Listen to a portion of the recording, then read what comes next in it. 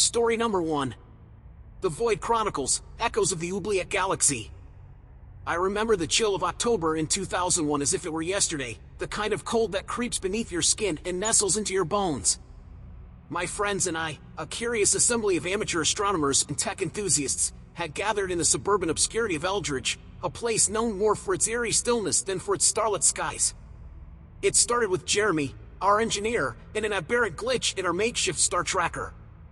The code I'd written was supposed to chart the heavens, not chase ghosts in the machine. But there it was, a blip that surfaced each time we aimed our telescopic lens at a seemingly empty patch of space.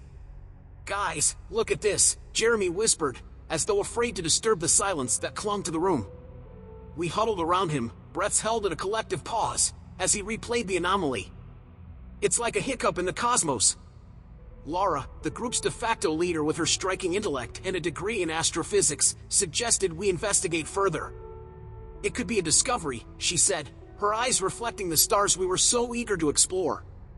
So we dubbed it the Oubliette Galaxy, after the old French word for a dungeon where prisoners were forgotten. We didn't know then how apt the name was. Our weekends turned into vigils, monitoring the glitch and gathering data. That's when the deaths began, unexplained, unspeakable tragedies that struck those who gazed too long at the oubliette. First, it was Tom, a keen photographer with an eye for cosmic beauty. He'd been capturing long-exposure images of the glitch when his heart inexplicably stopped. No history of illness, no warning, gone, just like that. Then, 2 weeks later, Sophia, a journalist who'd taken an interest in our work, was found lifeless in her apartment. The coroner was baffled. Her body was pristine, but it was as if her soul had been vacated. Fear gripped us, but the allure of the unknown beckoned stronger. We wouldn't let their deaths be in vain. One night, huddled around our screens, we decoded a pattern within the glitch, a repeating sequence that Laura deciphered as coordinates. It pointed us to an abandoned house in Eldridge, a forsaken relic whispered to be cursed by devil worship and vile rites. The place was a monument to dread, its walls etched with symbols that made my skin crawl.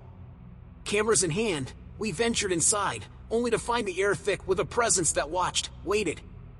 It was in the basement, past the crumbling stairs and through a doorway that reeked of decay, where we found it, an oubliette, a pit, sealed with a stone slab. Etched upon it were the same symbols from our data. "We should leave," Alex, our cameraman, muttered, his voice barely concealing his terror. But curiosity, that merciless siren, urged us on. We opened the pit. A howling darkness surged out, engulfing us in a suffocating black mist. I heard screams, whether from my friends or birthed from the bowels of the abyss, I couldn't tell. When the chaos subsided, I was alone. Jeremy, Laura, Alex, all were gone, as if swallowed by the pit itself. In their place, lurked shadows that whispered, taunted, with voices that were not their own. I fled, every step haunted by the sensation of being pursued by specters hungry for my sanity. The next days are a blur. I remember speaking to the police, to frantic parents, to anyone who would listen. But with each retelling, their memories faded, faces blurred, until I began to question if my friends had ever existed at all. I moved away from Eldridge, driven by the unshakable feeling that something had followed me from that house. I can't look at the stars anymore, they hold secrets too malevolent for our minds to bear. The Oubliette Galaxy, it's out there, lurking in a forgotten corner of the cosmos, trapping souls in its silent void. I can still feel its call, a siren song that yearns to claim me. Sometimes, in the dead of night, I hear their voices, Jeremy's hesitations, Lara's resolve, Alex's fear. They're part of the galaxy now, echoes of the oubliette, forever looping in the celestial dark. Beware the curiosity that leads you to peer into the unknown. Some doors, once opened, can never be closed. And some truths are so horrific, they rend the fabric of your being, leaving you but a phantom in the world of the living. That's my story, a warning to those who would listen. The universe is vast, filled with wonders and horrors in equal measure. As for me, I am but a shadow, haunted by the memories of friends who now live only in these whispers, these chronicles of the void. Story number 2. Saturn's Whisper, the Cassini Voices Enigma. I remember 2002 as the year my reality crumbled, the year when silence became a luxury. My name is Ethan, and I was part of a team of data analysts working with the wealth of information sent back by the Cassini spacecraft. My friends, Jess, a software engineer, and Marcus, a signal specialist, were as obsessed with the cosmos as I was. We were combing through old data, looking for overlooked details that might have been deemed insignificant at the time. That's when I first heard them, the voices hidden within the static, a sequence of sounds coming from the direction of Saturn's moons. They were chilling, not because they seemed otherworldly, but because they felt familiar, like distant whispers from my past. "Can you hear this?" I asked, my hand unsteady as I played the recording. Jess and Marcus listened intently, their faces a mix of confusion and curiosity. "It's just noise," Jess said after a moment, but Marcus's eyes met mine, a silent acknowledgement that we'd stumbled upon something neither of us understood. I became consumed by the voices, listening to them on loop, trying to decipher their source. But soon, it wasn't just through the headphones that I heard them, they followed me, spilling into my solitary moments, growing louder with each passing day. I was driving home one evening when a voice, clear and commanding, called out my name. I swerved, heart racing, but there was no one there. Just me, the car, and the unending road. Jess noticed a change in me, the dark circles under my eyes, the jumpiness. "You're working too hard," she said, concern etching her features. "Take a break, Ethan." But I couldn't. The voices wouldn't let me. The investigation led us to a derelict property on the outskirts of our suburb, an old house that the local kids whispered was cursed. Devil worship, they said, had poisoned the land, and those who ventured too close often didn't come back. Marcus thought it was a waste of time, but I was driven by the need for answers. Jess, ever the friend, came along, worried about what I might do on my own.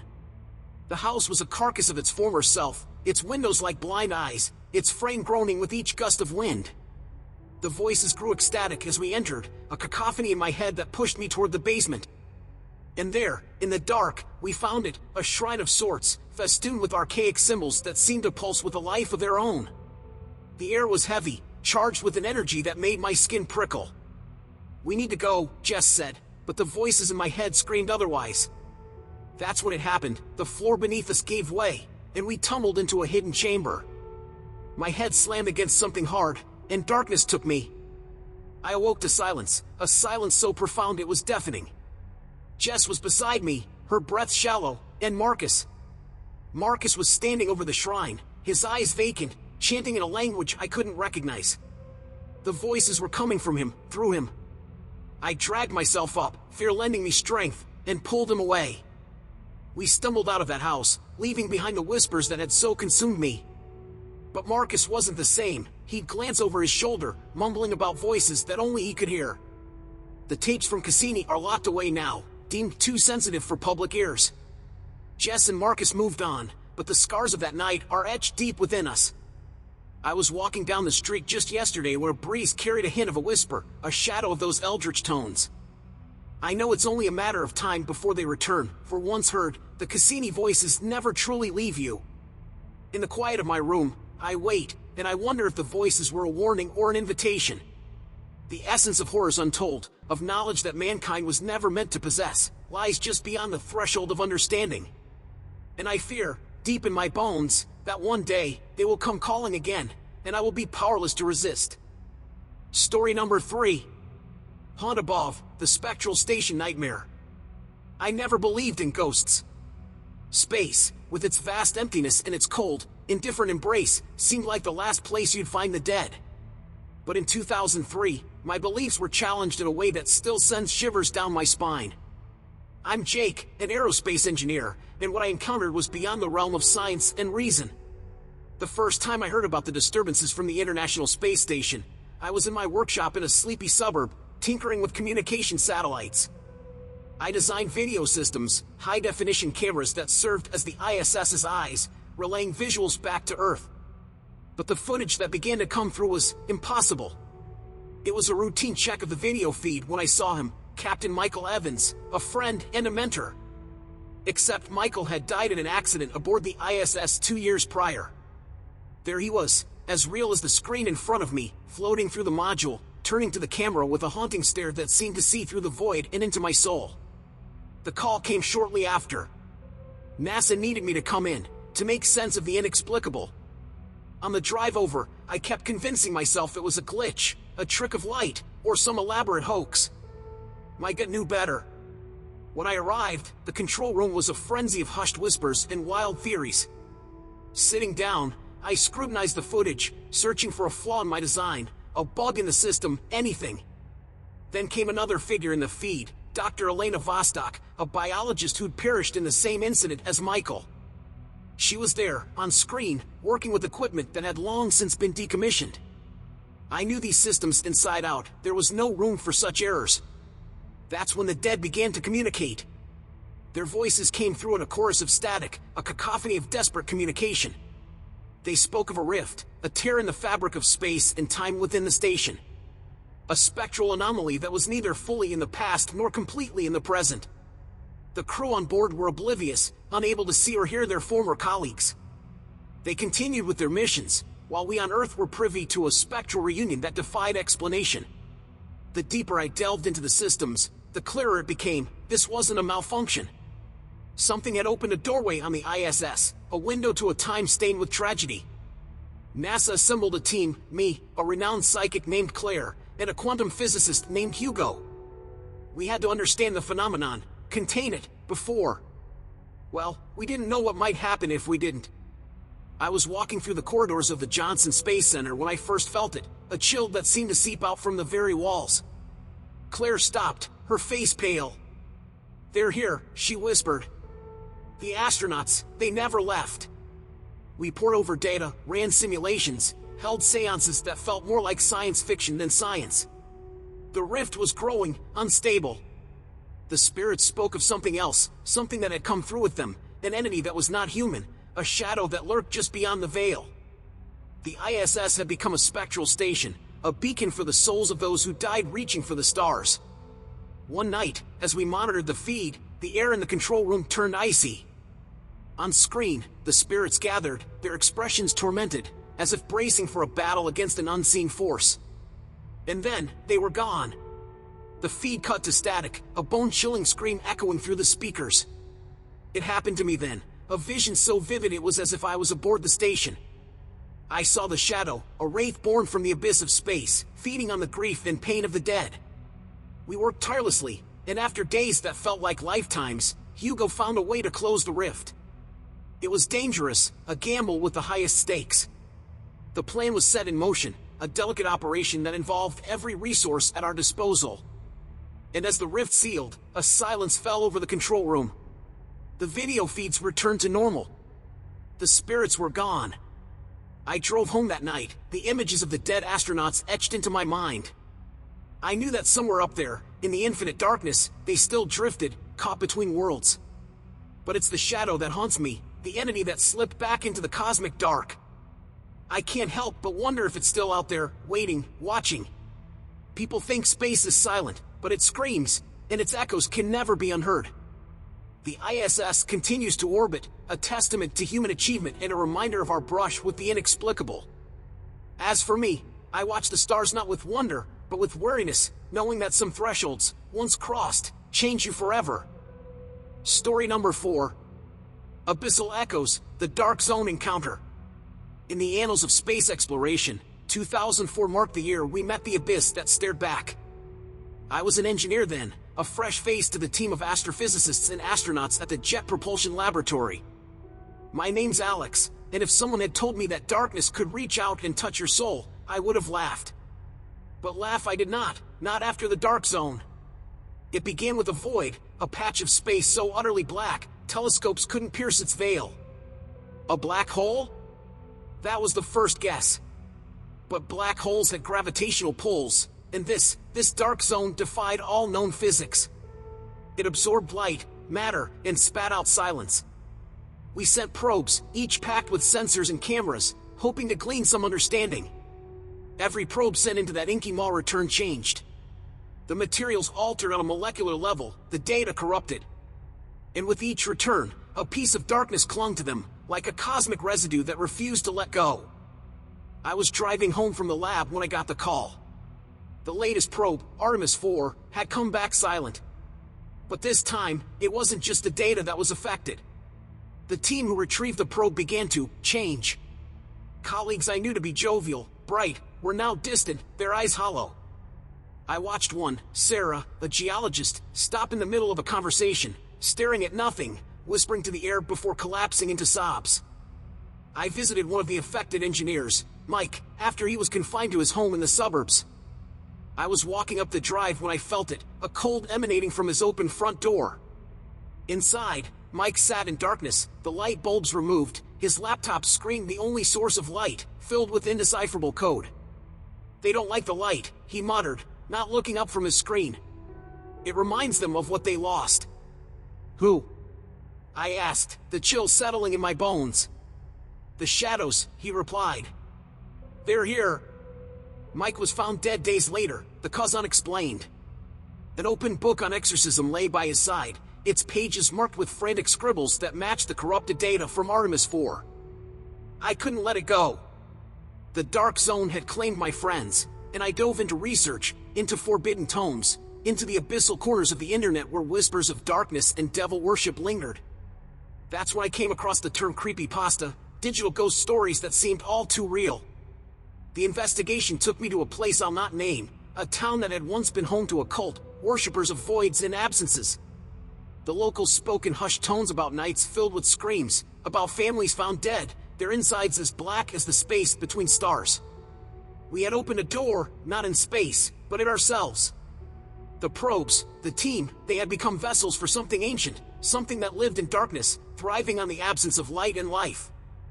I pored over every inch of Artemis IV's data, cross-referencing it with historical accounts of demonic possession, of rituals to banish the dark. The solution, when it came to me, was as terrifying as the problem. We had to send the darkness back, or reverse exorcism, a banishment to the void. The team, what was left of US, agreed. It was our mess to fix.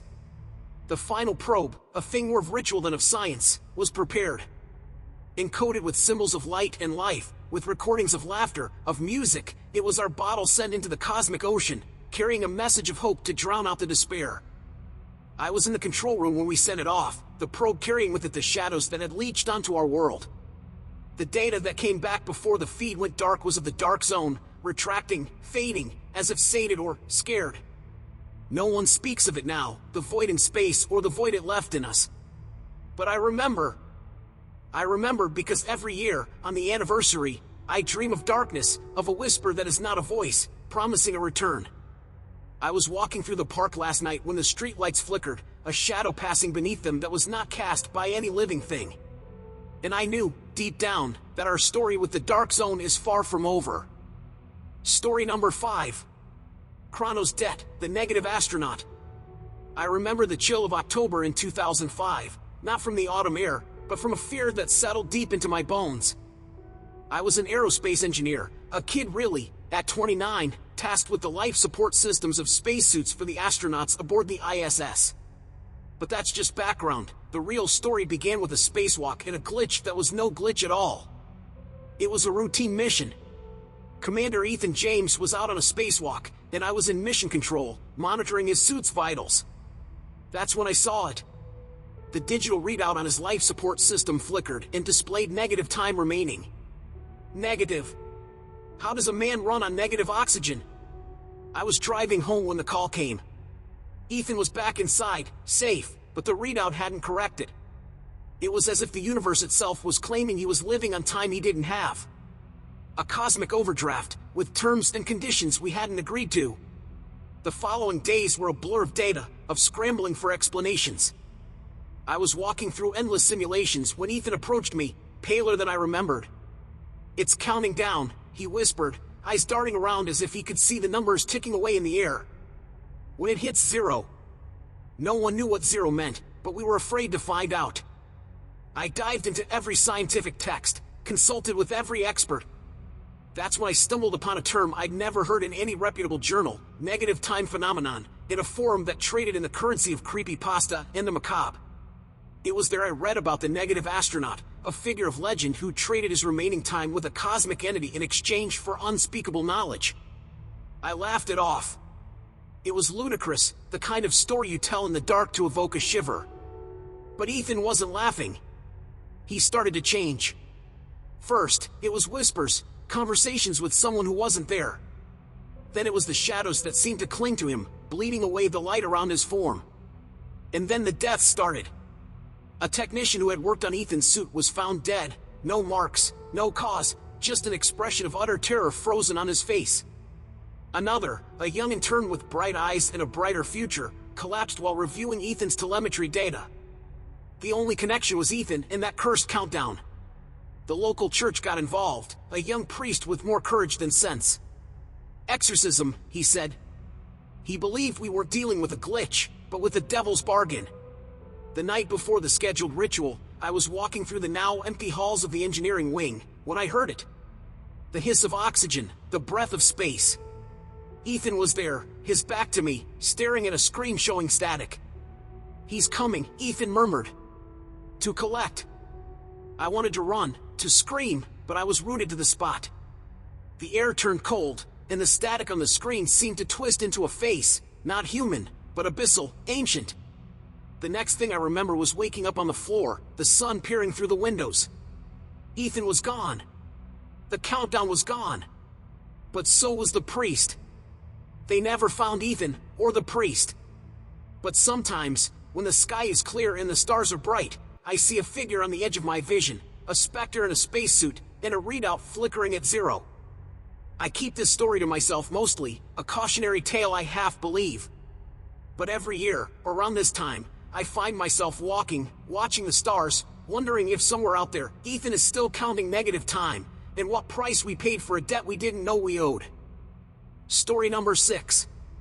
Echoes on the Dark Side, the Apollo Relic. It was the summer of 2006, the type of season that normally held the promise of clear night skies perfect for stargazing. But for me, that year, the stars lost their sparkle. They were overshadowed by a darkness that clung to my life like a malevolent shadow. I was a retired aerospace engineer, long distance from the glory days of Apollo. My name, once synonymous with moon landings, now gathered dust in the annals of space history. But everything changed with a phone call that I first thought was a prank. "It's transmitting again," said a voice, young and taut with urgency. I recognized it as Jenna, a bright-eyed intern from the local university's astrophysics department. The relic was a piece of equipment from the Apollo era, long since declared lost. Its signal, an SOS from the past, had inexplicably burst through the static of time and space, begging to be found. I was driving to the observatory when they pinpointed the relic's location. I recounted to my skeptical friends. The team was eclectic, a group of 20-something tech geniuses, a historian specializing in Apollo missions, a psychic medium who claimed she could hear the echoes of the past, and me, the relic from a bygone era. We led a mission to recover the item, funding scraped together from curiosity seekers and science grants. The signal led us to a patch of desert where the night sky sprawled above us like an obsidian ocean. I was walking the perimeter when the readings spiked. The earth beneath our feet thrummed as if resonating with the frequencies from decades ago. And there it was, half buried in the sand, the metal gleaming under the moonlight, a sinister beacon calling us to its side. The historian, Alex, whispered a reverence for the artifact, but the medium, Sarah, hissed a stark warning: "It's not a distress call from humans." Her words were punctuated by an unearthly screech from the relic. The equipment came alive. The signal had emitted a siren song that pierced our ears and twisted our minds with visions of desolate moonscapes and the crawling forms of ancient, lunar life. "It's a trap," I realized too late. The sand shifted around us, the desert landscape morphing into a nightmare. Ghostly apparitions, twisted and grotesque, emerged from the relic's shadow, reaching out with clawed hands. The young crew, the brightest minds of their generation, fell victim to the relic's curse one by one. Jenna was the first, her body contorting in a silent scream as she vanished into the sand. Alex followed, his last words a plea to the uncaring stars. The rest succumbed to madness or the dark creatures summoned by the relic. I was running, the psychic's warning echoing in my head. But escape was a fool's hope. The relic was not just a transmitter, it was a gateway, a breach through which the ancient life form sought entry into our world. I don't remember how I survived when the others didn't. Perhaps the life form found no use for an old man with memories of the moon.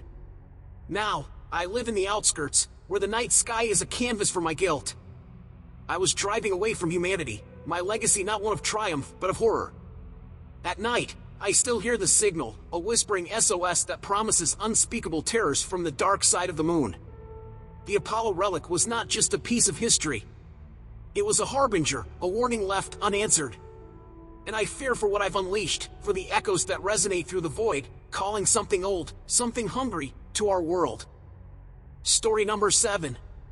The Maw of Infinity, the Gravity Well. I was sitting in the cramped, cluttered space of my home office when the news broke: a spacecraft, the latest in a series, had gone missing. As a freelance engineer with a history of dabbling in the inexplicable, my curiosity often led me down paths less traveled, paths paved with cosmic enigmas and whispers of phenomena that science had yet to explain. The year was 2007, and the suburbs where I lived were still steeped in the afterglow of the new millennium's promises. But there was no promise in the growing list of vanished spacecraft, only the cold dread of an unresolved mystery. Amanda, a data analyst and an old college friend, called me that evening. "It's a gravity well," she said, her voice a mix of fear and excitement. "But it's not like anything we've seen before." Our team was quickly assembled, not by official channels, but by a shared thirst for answers. Besides Amanda, there was Tyler, a brash young pilot who boasted of flying anything through anywhere, Elise, a physicist whose theories often bordered on science fiction, and me, the engineer who still believed he could solve the unsolvable. I was driving us to the launch site when the gravity anomalies began. I told anyone who would listen in the years that followed. Instruments flickering, the familiar tug of Earth's embrace turning capricious. The rescue mission was unofficial, unsanctioned, a rogue operation. We set out in a craft patched together from spare parts and bold theories, aiming for the coordinates where the gravity well lurked like a cosmic spider in its web. We were walking on a tightrope of Newtonian physics, Elise said as our ship skirted the edge of the anomaly. But Tyler's piloting couldn't outmaneuver the unseen force that grabbed us. It was like being in the Maw of Infinity, a place where the stars twisted and the void had eyes. It wasn't just gravity that was erratic, it was reality itself. "It happened to me first," Amanda whispered, recounting events later. She had seen the past and future bleeding together, a tapestry of lives and deaths entwined. That's when we understood the gravity well was alive. Sentient. It fed on the ships and their occupants, not for sustenance, but for experience, for the raw data of lived lives. Our ship held its ground, but not all of us were so steadfast. Tyler vanished, a look of enlightened terror on his face as he was pulled into the abyss. Elise followed, her last words a scientific benediction. I was left alone, or so I thought. It happened to me, I say, but it's not quite true. It happened around me, through me, as if I was but a lens for the entity to peer into our reality. I returned somehow, propelled by the same force that had sought to consume us. The ship was a wreck, but it was home. As I stumbled from the craft, the air of Earth tasted sweet, but it was laced with the bitter aftertaste of truths not meant for human minds. They say I raved about the gravity well, about how it spoke in the tongues of 1,000 dead explorers. They talk of the exorcisms performed on me, of the unexplained deaths that shadowed my return, of the ghostly visages that haunt the site where we landed. The gravity well remains, a sentient siren in the cosmos.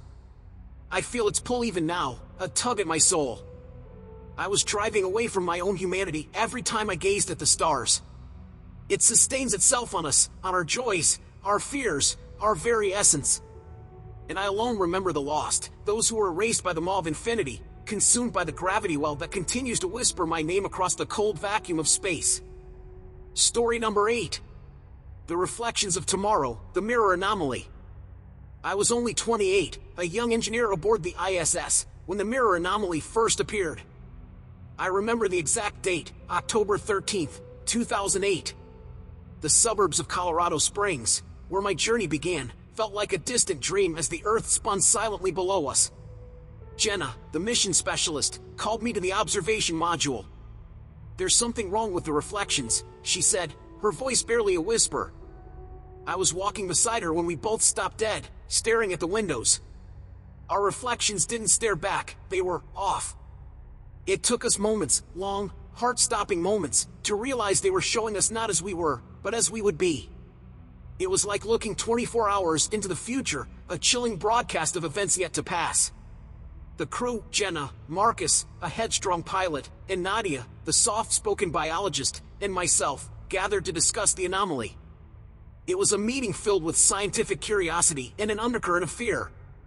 "It happened to me," Marcus said. His reflection had shown a ghastly image of him, motionless, a look of terror forever etched on his face. We decided to monitor the reflections, documenting the events leading up to the horrific scenes. If we could understand the anomaly, perhaps we could prevent the ominous fates we were witnessing. Days passed, and the reflections grew increasingly violent. I was driving myself to the brink of madness, poring over the data, searching for a cause, a solution, anything. Nadia was the first to succumb to the horrors foretold. Her reflection had mimicked her demise 24 hours before it happened. We found her in the lab, just as the reflection had shown. We tried to alter our routines, to outsmart the reflections, but they adapted, always staying one step ahead. They didn't just predict, they seemed to enforce a sinister script we were powerless to rewrite. It happened to Jenna next. Her reflection had showed her vanishing into the void of space, and despite our precautions, a sudden breach in the station's hull made her fate a reality. Then it was Marcus' turn. We locked ourselves in the control module, the reflections our constant, unwanted companions. The anomaly's grip tightened, and as Marcus predicted death approached, we witnessed a presence in the reflection that wasn't there in our reality, a dark silhouette of something inhuman, orchestrating our downfall. I was alone, the sole survivor, grappling with the knowledge that my reflection showed a lone figure, lifeless in the captain's chair.